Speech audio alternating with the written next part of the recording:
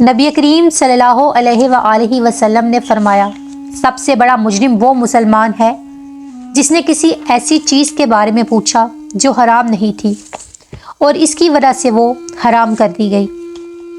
نبی کریم صلی اللہ علیہ وآلہ وسلم نے فرمایا، میری امت کا ایک گروہ ہمیشہ غالب رہے گا، اس میں علمی اور دینی غلبہ بھی داخل ہے، یہاں تک کہ قیامت آ جائے گی اور وہ غالب ہی رہے گا۔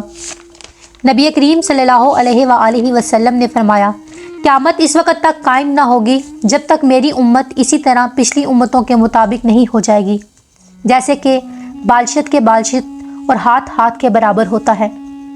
پوچھا گیا، یا رسول اللہ، اگلی امتوں سے کون مراد ہے؟ پارسی اور نصرانی۔ پھر آپ نے فرمایا، اور کون ہے؟ نبی کریم صلی اللہ علیہ وآلہ وسلم نے فرمایا، میرے حجرے اور میرے ممبر کے درمیان کی زمین جنت کے باغوں میں سے ایک باغ ہے، اور میرا یہ ممبر حوض کوثر پر ہوگا۔ نبی کریم صلی اللہ علیہ وآلہ وسلم نے فرمایا، ساری امت جنت میں جائے گی سوائے ان کے جنہوں نے انکار کیا۔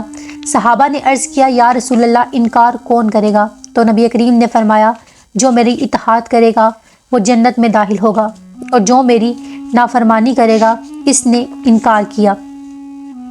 نبی کریم صلی اللہ علیہ وآلہ وسلم نے فرمایا، اللہ تعالیٰ اور اس سے کوئی حرج کم نہیں کرتا جو دن رات وہ کرتا رہتا ہے۔ کیا تمہیں معلوم ہے کہ جب سے زمین و آسمان اس نے پیدا کیے کتنا حرج کر دیا؟